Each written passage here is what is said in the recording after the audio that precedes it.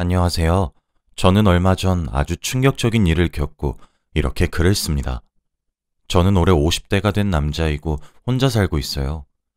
지금 생각해보면 그때 일이 참 놀랍고 다행인 것 같습니다. 그때 그 여자의 비밀을 알지 않았다면 어떤 일이 생겼을지 상상만 해도 무섭네요. 저는 어렸을 때부터 가난한 집안에서 살았어요. 그래서 남들이 다 가는 대학도 못 가고 바로 공장에 들어가서 일을 해야 했죠.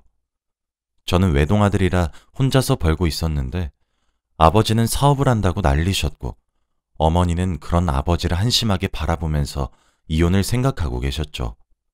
아버지는 사업을 하신다고 잘 다니던 직장도 그만두셨고 결국 집안일만 하시던 어머니가 밖에서 일을 해야 하는 지경까지 되었습니다. 어머니는 새벽엔 목욕탕 청소를 하고 오후에는 식당 서빙 일을 하면서 생활비를 벌고 계셨죠. 저와 어머니가 악착같이 돈을 벌어오면 뭐합니까? 아버지가 사업 준비로 홀라당 다 써버리시는데요. 대책 없이 사업만 준비하시는 아버지가 저는 너무 한심스러웠고 어머니도 많이 지치신 것 같았어요. 제가 돈이 없으니 친구들과 약속을 잡을 수도 없었고 그러면서 자연스레 친구들과도 멀어졌습니다.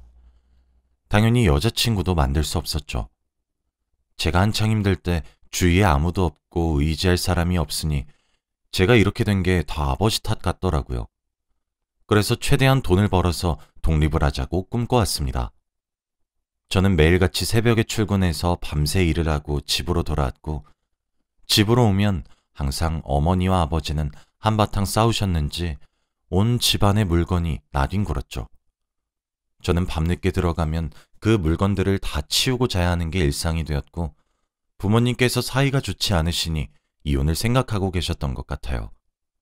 아버지가 가망 없는 사업을 계속 하시다가 망하시고 어머니는 매일같이 사업 뒷바라지를 하시는 걸로 매일 싸우셨고 제 예상처럼 얼마 지나지 않아 두 분은 이혼을 하셨습니다.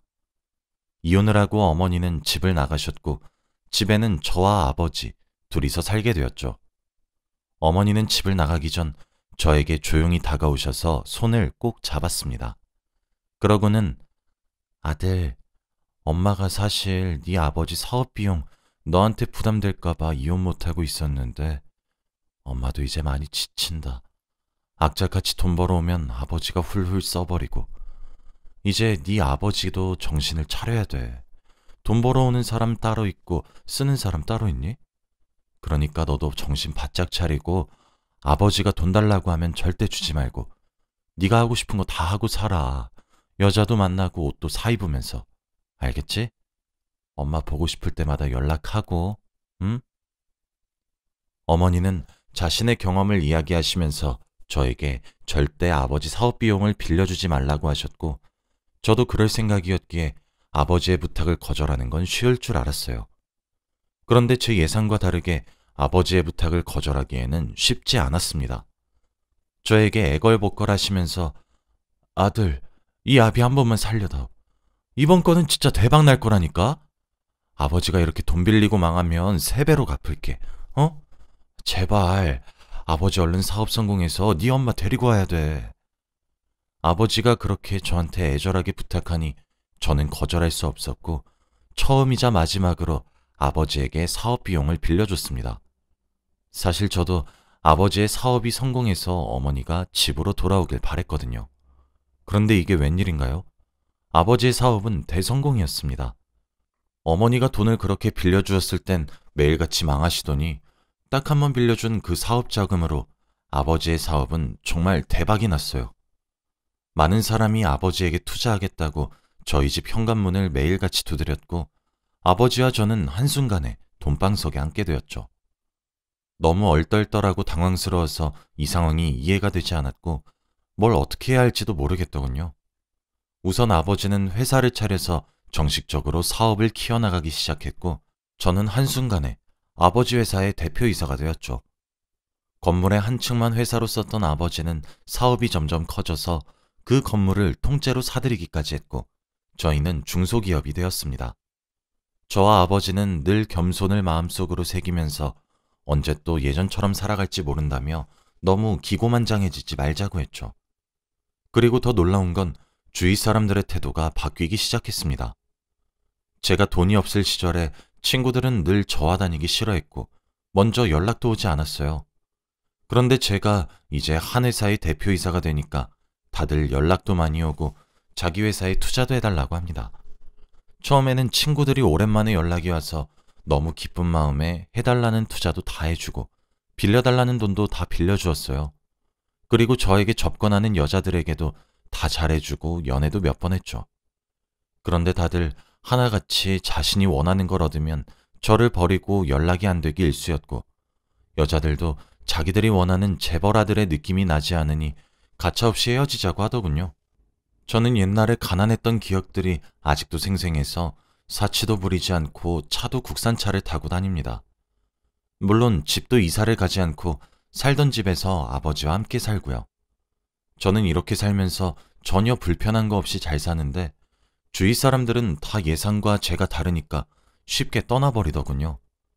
저는 그때부터 친구들의 부탁을 단칼에 거절했고 새로운 사람을 사귀는데 겁이 났어요. 전부 제 돈이나 능력을 보고 이용을 하려고 저를 친구로 삼고 싶어 한다고 느꼈거든요. 그래서 여자도 못 사귀고 친한 친구 하나 없이 일에만 매진하면서 살았어요. 그렇게 몇 년이 지나니까 아버지께서 저에게 아들아, 이제 너도 결혼을 해야 하지 않겠니? 내가 죽기 전에 손주는 못 보고 죽어도 며느리는 꼭 보고 죽고 싶구나. 그리고 아버지 나이가 60이 넘어서 이제 슬슬 회사 경영에서도 물러나야 하고 한번 아버지가 자리 한번 만들어줄까?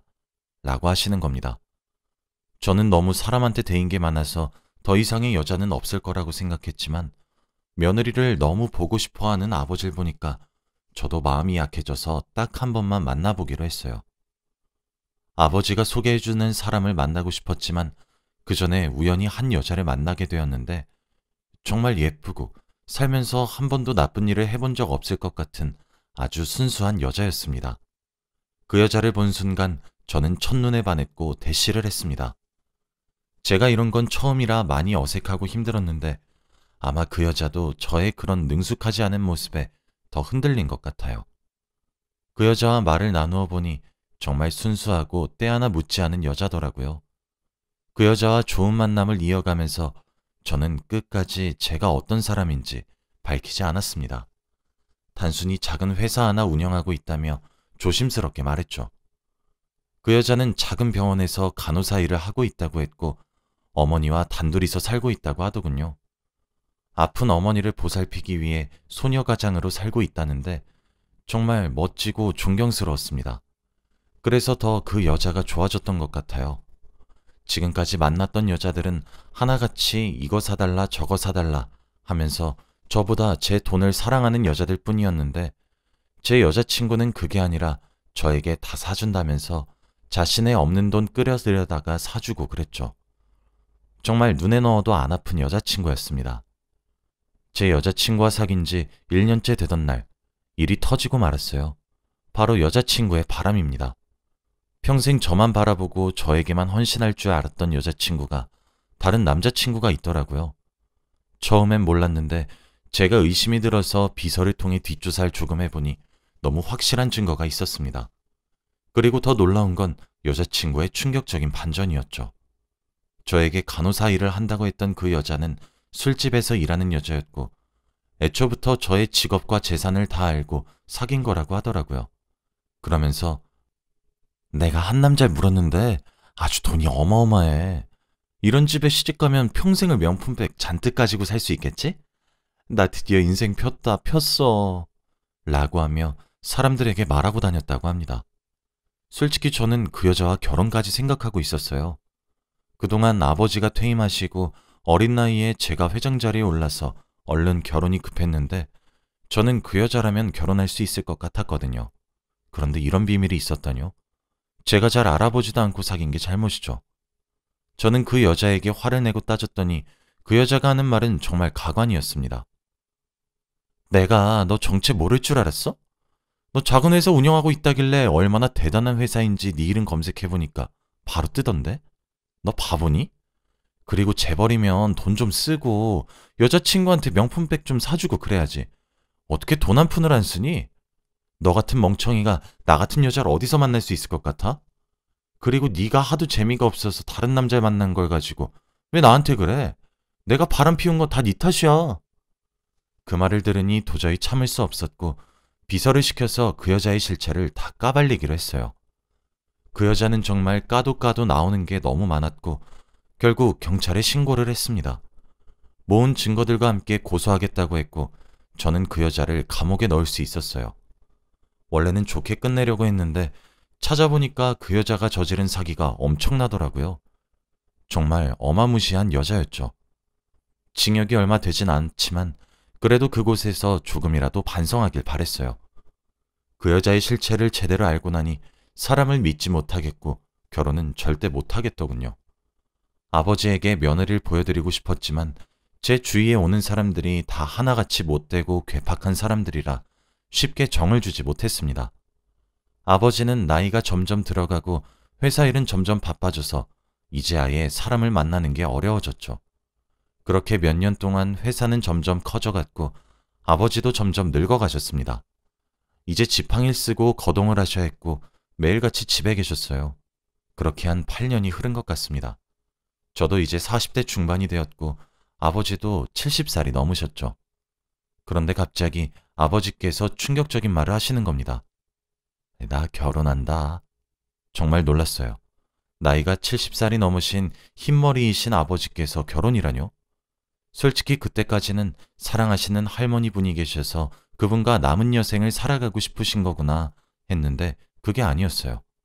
아버지와 결혼하겠다고 한 사람은 바로 30대 후반이었습니다. 아버지와 30살 정도 차이가 났죠.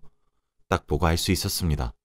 이 여자는 아버지를 사랑해서가 아니라 아버지의 재산을 원한 거라고요.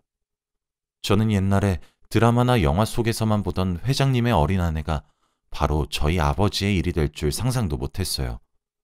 당연히 이 여자는 아버지가 돌아가시면 남은 유산들을 다 자기가 가지기 위해 결혼을 하는 거라고 생각했습니다. 저는 이 결혼을 당연히 반대했어요. 아버지를 조심스럽게 불러 제가 생각하고 있던 이야기들을 다 말씀드렸습니다. 아버지, 이 결혼 잘 생각해 보셨으면 좋겠어요. 죄송하지만 저 여자가 아버지와 결혼하려는 이유는 돈밖에 없어요. 집안에 여자 한 번 잘못 들여서 큰 코 다칠 일 없었으면 좋겠어요. 아버지께 솔직히 말씀드렸지만 아버지의 마음은 변하지 않을 것 같았죠. 우리 아들 드라마를 너무 많이 봤구나. 저 여잔 그럴 여자가 아니야. 나한테 너무 잘해주고 얼마나 상냥한데. 어차피 이혼할 수 있으니 그건 나중에 보고 결정하마. 아버지는 이미 그 여자에게 푹 빠지신 것 같았고 저도 아버지의 고집을 꺾을 수 없더라고요. 결국 아버지는 정말 결혼을 하셨습니다. 이제 저희 집안의 가족이 되어서 매일같이 식사 자리도 하고 여행도 다녔어요. 그런데 그 여자가 왠지 모르게 낯익었습니다. 그리고 저에 대해서 너무 잘하는 거 있죠? 저는 복숭아 알레르기가 있어서 복숭아에 관련된 건 아무것도 못 먹어요. 그런데 아버지 지인분께서 복숭아를 선물로 보내셨고 가정부 아주머니께 아주머니, 승창씨 복숭아 못 먹으니까 회장님 것만 깎아주세요. 라고 하는 게 아니겠습니까? 저는 단 한 번도 복숭아 이야기를 꺼낸 적 없어서 의아스러웠지만 그래도 우리 가족에 대해 관심이 많은 것처럼 보여서 좋게 넘어갔습니다. 그런데 이뿐만이 아니었어요. 저와 아버지 그리고 그 여자까지 3명이서 식당에서 식사를 하고 있었습니다. 그런데 후식으로 복숭아 푸딩이 나왔고 저는 음식을 손에 대지 않고 있었죠. 제가 복숭아 알레르기가 있는지 모르는 아버지는 왜 먹지 않냐고 물었는데 제가 대답하려는 순간 그 여자가 에이 여보도 참 우리 승창씨 복숭아 알레르기 있잖아요 라고 하더군요. 그런데 아버지는 허허 아니 나도 모르는 우리 아들의 알레르기를 여보가 어떻게 알아요? 남들이 보면 여보랑 우리 아들이랑 부부인 줄 알겠네 라고 하셨습니다. 저는 절대 아니라고 손사래까지 쳤지만 그 여자는 좋은지 웃으면서 아무 말도 하지 않더군요. 그리고 몇 분 뒤 갑자기 제게 슬며시 장난을 걸어오는 게 아니겠습니까? 아버지도 저희가 그러고 있는 걸 눈치챘는지 둘이 무슨 장난을 그렇게 치는가? 라고 묻더라고요. 저는 아버지께 쓸데없는 의심을 사고 말았고 그 여자는 왠지 모르게 당황하는 눈치가 아니었습니다. 저는 집으로 돌아와서 그 여자를 불러서 이야기를 나누었어요. 아까 왜 그러셨어요? 아버지 계시는데 장난이 너무 심한 거 아니에요? 내가 누군지 모르겠니? 그 여잔 제가 한 말에 대답하지 않고 쓸데없는 말을 하기 시작하더라고요. 아까 와인 몇 잔 먹었다고 취하신 거예요? 그쪽이 누구라뇨? 저희 아버지 아내분이시잖아요. 아니, 그거 말고 나 어디서 본 적 있는 것 같지 않아?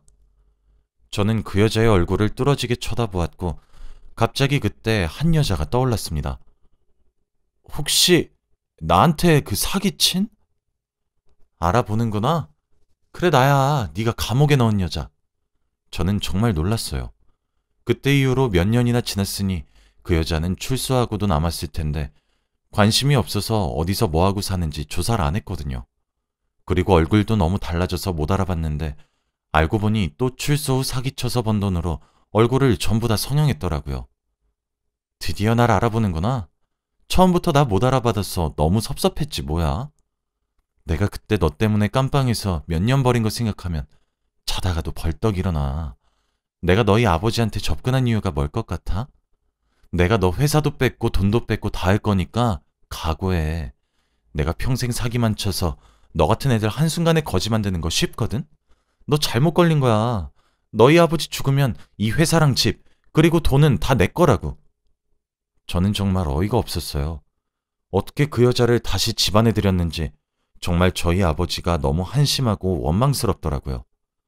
그때 갑자기 과거에 제가 당했던 일들이 다시 떠오르면서 너무 절망스러웠고 당장이라도 아버지에게 이혼을 강요해야 했습니다. 그런데 아버지는 아무리 강요해도 제 말을 들을 생각이 없어 보였고 그 여자한테 너무나 푹 빠져 계시더라고요.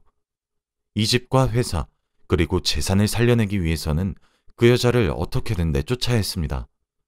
그렇게 혼자서 고군분투한 지 몇 달이 되던 때 갑자기 현관문에서 아버지의 팔짱을 끼고 들어오는 사람이 있었어요. 바로 몇십 년 전 아버지와 이혼을 하고 집을 나간 저희 어머니였습니다.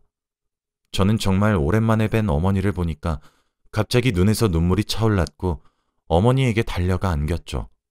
어머니는 제 연락도 다 거절하시고 어디서 뭐하고 지내시는지 비서가 알려주지 않더라고요.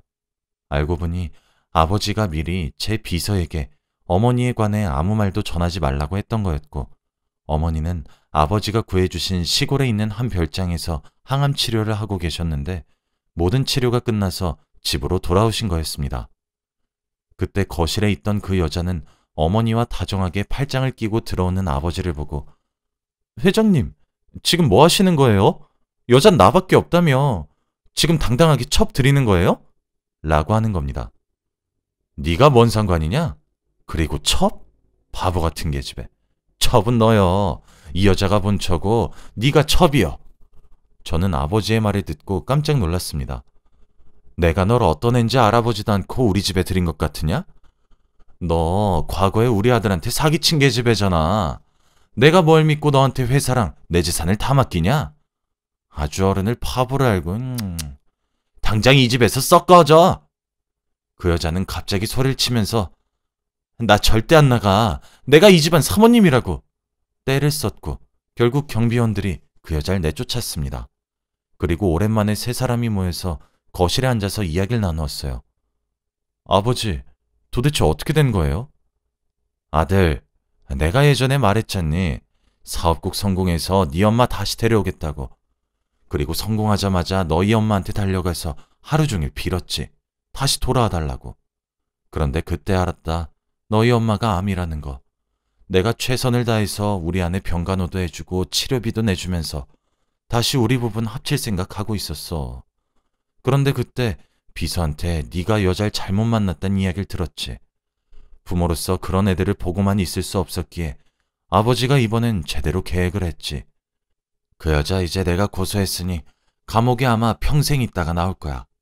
출소하고 사기친 게 워낙 피해자도 많고 규모도 커서 무기징역은 나올 거다. 아들, 아빠 엄마는 며느리 필요 없으니 우리 아들이 상처 안 받고 평생 행복하기만 하면 좋겠다. 우리 회사 잘 부탁해, 아들. 그 여자를 집에 들인 게 바로 아버지가 계획한 일이라고 했을 때 그때 느꼈어요. 아버지의 위대함을요. 그리고 아버지는 세상의 여자는 어머니밖에 없다고 말했습니다. 어머니도 아버지가 몇 년 동안 아픈 자기를 간호해주고 위해주었을 때 진심을 느꼈다고 해요. 그렇게 저희 세 명은 예전보다 더 화목한 집안에서 살고 있습니다. 이제 아버지도 맘 편히 회사 일에 손을 떼셨고 어머니와 함께 여행도 다니면서 남은 여생을 살고 계세요. 그리고 저는 일만 하던 일상에서 조금 벗어나 취미생활도 조금 즐기고 있습니다. 그리고 사기를 어마무시하게 친 그 여자는 지금 감옥에 있다고 하네요. 정말 아버지 말대로 무기징역이래요. 아버지 같은 사람이 없었다면 저는 평생 그 여자에게 사기를 당하고 있었겠죠. 지금 생각해보면 정말 저희 아버지 존경스럽습니다. 여러분들도 결혼하실 때 배우자 되실 분 잘 알아보시고 결혼하시길 바랄게요. 제 이야기는 여기까지입니다. 들어주셔서 감사해요.